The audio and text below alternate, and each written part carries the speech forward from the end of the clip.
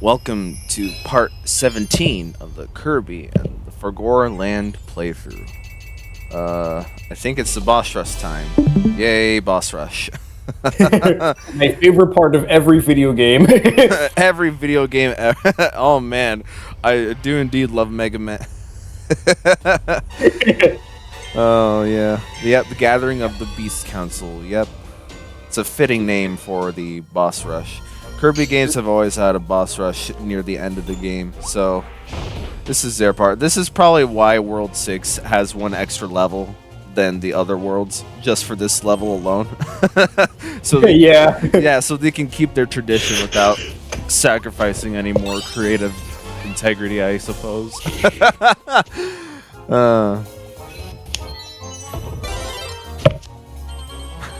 Yes, and make sure to come over here and get your screen nuke.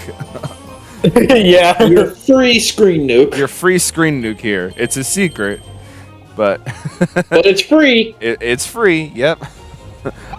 Everyone should capitalize on free screen nukes. Someone fucking edits out screen. Yeah, everyone should capitalize on free nukes. Someone clip. So you look at that, half the health bar is gone. And that's only the standard screen nuke copy ability. There's an even powerful one you can upgrade at your weapons shop, and it... Holy shit.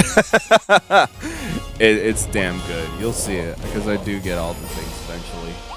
But, yay. Big ape. Is monkey. Dead. Monkey. The monkey! The monkey chain. The monkey's fist. The monkey!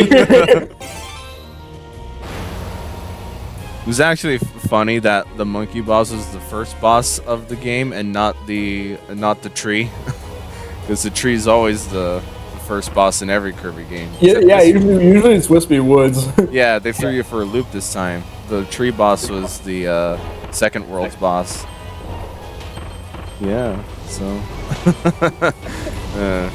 kind of defying all expectations. Kirby and the Forgore Land, post-apocalypse. Kirby Forgore, he had to fight Wispy first. Oh man.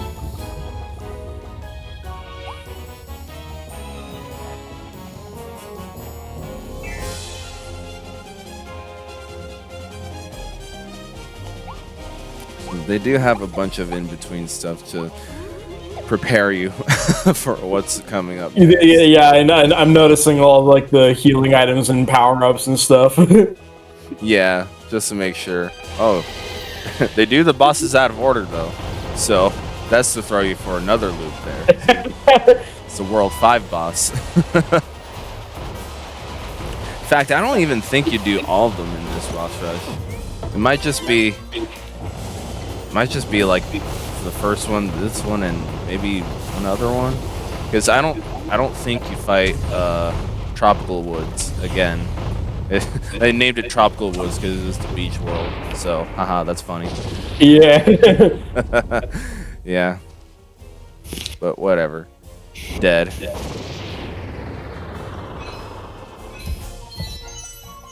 Oh damn! You can see why I really love the Dragonfire ability. Yeah, it just kind of melted his health bar. Yeah, no more health bar for you. It needs to go away.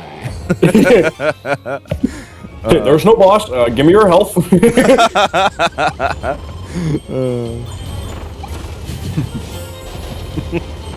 What was it you fucking said off air?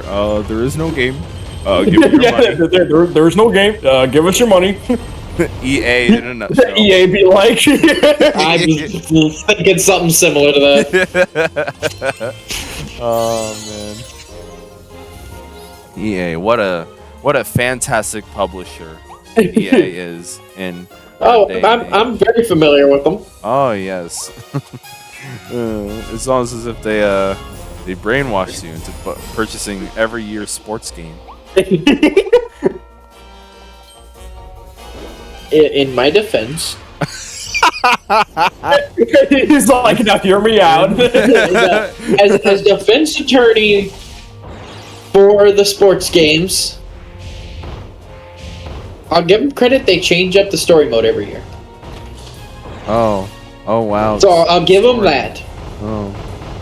Okay. Well, to be fair, after it was only like 2018 till now that they started actually doing story modes for it. Before that shit didn't exist really.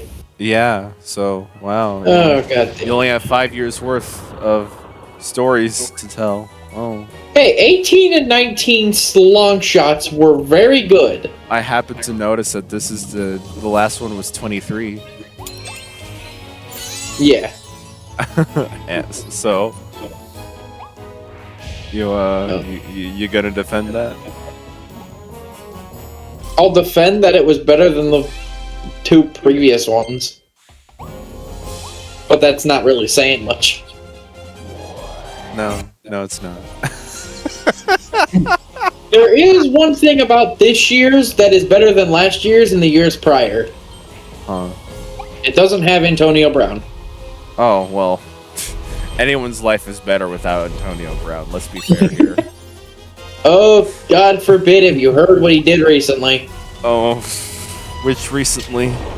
I may or may not have heard this. As a few weeks ago, I think. Oh, no. Maybe like 1 or 2 weeks ago. Oh, no. I don't think so. So about 4 months ago, he bought a stake in the Arena Football Leagues, or not the Arena Football Leagues, but like a little sub, kind of like a sub, I don't know what the term is technically. It's like it's like a smaller like conference of arena football teams. Oh, okay. It's like it's called the NAL or something, and he bought a majority stake as an owner. They allowed him to own a football team. Why did they allow him to own a Now, the team he bought, the Albany Empire, they're actually a very successful team. They were back-to-back NAL champions. And funny enough, they were the last champions from the original NAL years, which was like in the 90s or something. So that means they're gonna go downhill from now, right? So they were a very successful team. Within 4 months, the Albany Empire was kicked out of the NAL. They were kicked out of the NAL. Oh. All because he didn't pay his taxes to the league. He didn't. And this is nothing new for the guy. He has been on record multiple times not paying people for anything. That child of his. Yeah. Actually, funny enough, he actually had been ordered by a court judge to pay like $30,000 in child support. Uh-huh. Around the same time as well. Which is funny because he said he owned, well, technically he only owned I say majority stake, but it was like a minority. It was very close to being on that line of majority and minority stake owner. Okay. Apparently he called himself the sole owner of the team, but the co-owner disagreed with that entirely and got so frustrated that he just sold his share of the team for $1. For $1? Yeah. He was so frustrated with Antonio's antics. I'd buy that for $1. And it somehow gets even worse. Oh. Because Of course it does. So apparently he had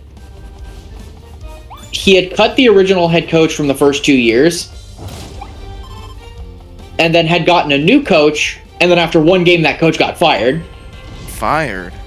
And then he tried to hire another coach, a pretty successful one, but he backed out. And then he hired another coach, and then that coach got fired. And then he hired a player from the team to coach who was on the roster a week before. And then he fires him, brings back the original owner, and then 4 weeks later, fires him again.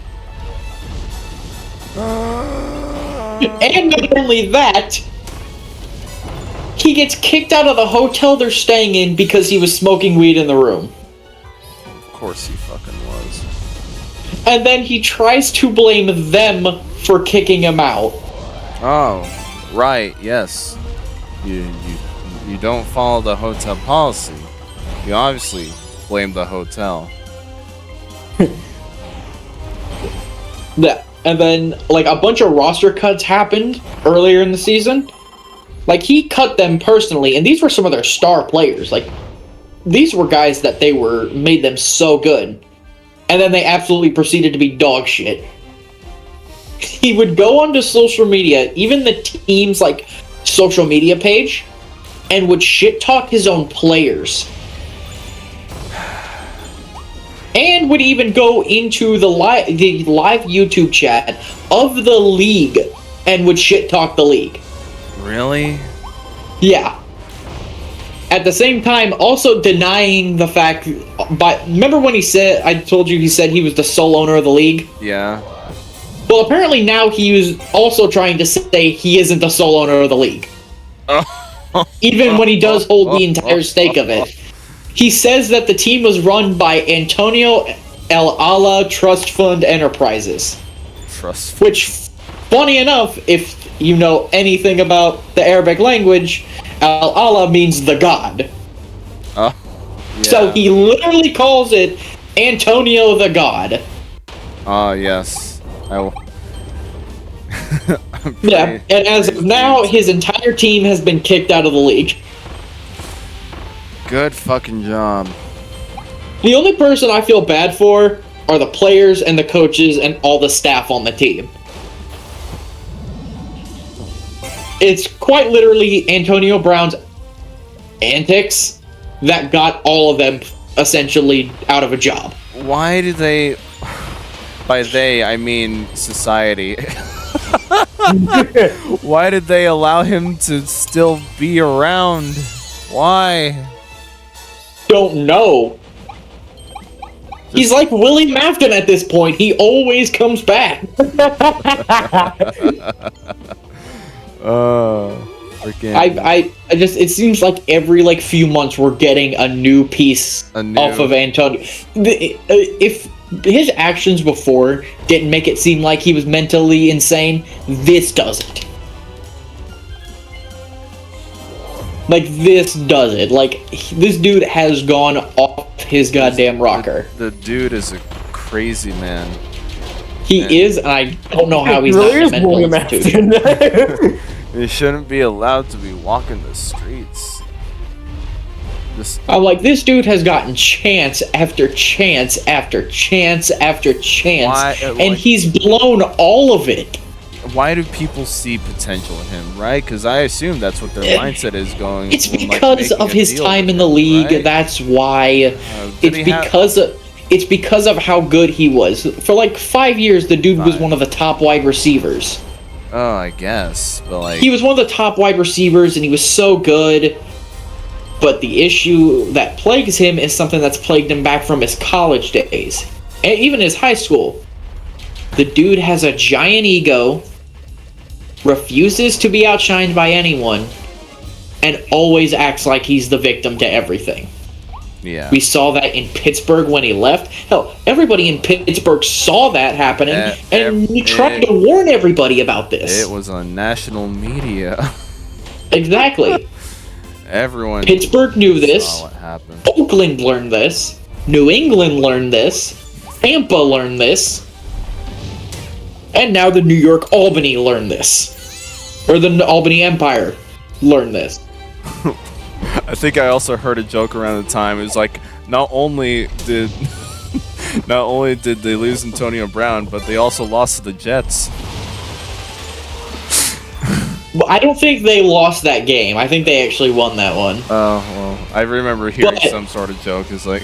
But of course, it did go popular of that thing of him running out off the field. Yeah. Like, that was popular. That was publicity-wise his worst day ever. So it was, and of course he still tried to convince everybody that he was the victim. Yeah, no. And ironically, the people who defended him, because the original reason, there were two reasons of why he was saying that he did that. One was because he felt the team was trying to screw him over in his contract incentives. Which, alright, if you're mad about your incentives, I get it, but I don't think that's the way you react. Mm-hmm. Like, I understand. And there's people on trying to defend him saying, oh, Bruce Arians screwed him over. Bruce Arians screwed him over. He did that to Antonio Brown. Are we ignoring the fact that this is the same man who screwed himself out of a multi-million-dollar contract in Oakland because he couldn't wear the helmet he wanted? Couldn't wear the fuck... He felt entitled to wear a specific helmet. Yeah, so around the time he was in Oakland, this helmet he had been so used to using had been banned by the league because it was unsafe. Oh. Which made sense at the time. The helmet he was using did have its flaws. Now, this was not only an issue for him.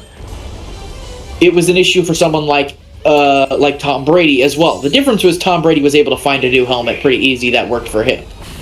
And we clearly see it hadn't stopped him. The difference is Tom Brady's not a jackass. No, Tom Brady is a jackass, but he's not A-B levels of jackass. Yeah. He's like a smug prick jackass. That's what he is. But he's not like A-B levels of jackass. And we clearly saw, though, that the new helmet change didn't affect Tom Brady in any way. He still played like he did. But in Oakland, when he had to change to a new helmet, he essentially threatened to retire if he didn't get his helmet. And then tried to file a complaint with the league, which it got turned down. And then he tried to and then he got a customized version of the helmet he used to wear, and the league denied that one. This part's playable. Sorry, continue. And then they denied that one, and he filed for an appeal on that one again, and it didn't work. So, people are like, oh, he got screwed out of all this money. I'm like, this dude screwed himself because he couldn't have his helmet. And not to mention the fact, he leaked a private conversation between him and his head coach on YouTube. Now, the coach was okay with it, but remember, this is in Oakland, California. And I believe you cannot record audio without consent from the other person. I believe California is one of those states where it's like that. Yeah. Not only that, he posted a picture of a letter that was sent to him about a fine he had to pay from the general manager. And in practice, he cussed out his general manager, calling him a bitch. Oh. And that was all just one series in Oakland. But the other thing that was the issue with him was he was saying that he had gotten injured. Like he had done something to his ankle or something. I would have said, if you had said brain, I'd be like, yes, you were dropped. Oh yeah, no, there's clearly something wrong with his brain. There's no doubt on that. He was saying like he like pulled something in his ankle or something. I can't remember entirely what the injury he said it was.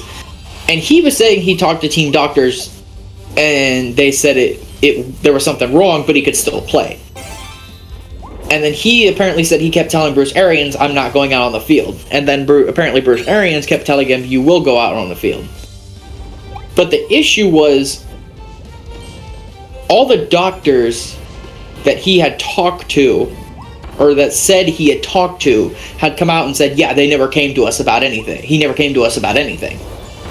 Oh, so he was And given AB's history, I'm more inclined to believe the doctors than him. Yeah. And not to mention, this man cares about his safety? Bullshit, this is the same man who faked a vaccination card earlier in the year. And got, like, a 4-game suspension for that.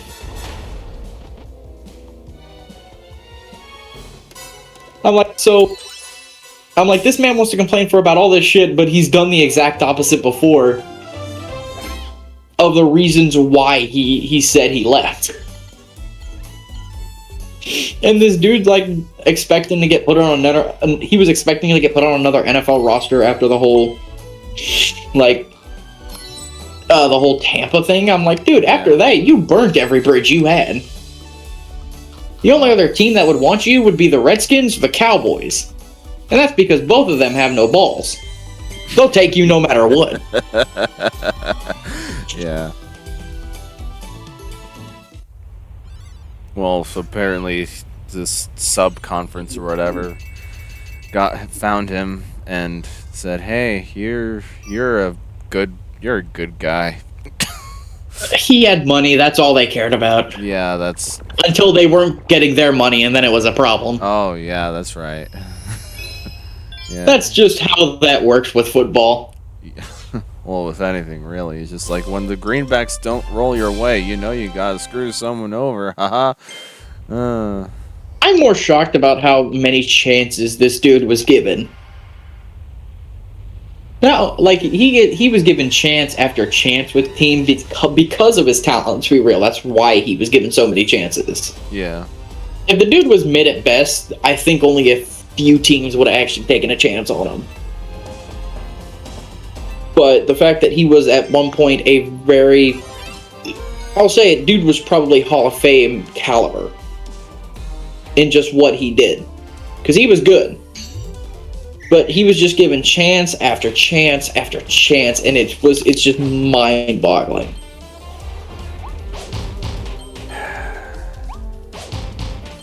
Then what makes it even more stupid is the fact that somehow he keeps finding even dumber and dumber and dumber people, like, to be involved with. Yeah. Because it wasn't long before that whole COVID thing he got in trouble for. Because remember, this was during the season where they were taking COVID very seriously. Uh-huh. And this was the time they weren't even allowing fans at the stadium. Right. And he had snuck in a girl that he was not dating, but he was flinging with. Right, yeah. And she was a TikTok star who her entire thing was licking toilet seats. Oh! Her! I forgot about her, yeah. Yeah, she was doing some philandering with Antonio Brown. Coronavirus And I'm like, challenge. I remember that. Exactly. Yeah. Well, not only that, you're not allowed to bring outside visitors into team hotels. Oh, really? Especially during COVID. Yeah. Now, I think even just during normal, like, even if it wasn't COVID restricted, I don't think you're still supposed to do that. No fucking off-field or whatever, you know, the principle. Yeah, I don't think you're supposed to do that anyway, but even it was still taken very serious because of COVID. But yeah, no, he completely went against all that, and I was like, why are all these women just so interested in when all you have to do is look at his history and look that he's a goddamn idiot. Well, and then I look at it more clearly, and I'm like, oh, it's because he has money. It's money. It's money, and these women don't care. Yeah, well, like you said, she was a fling, and exactly. If you don't know what that means, it's a one-night stand. Just. I'm sure it was probably more than a few nights, but it was still. Sure. Let's be real. One of my favorite YouTubers has always said, there's always Antonio's new flavor of the month.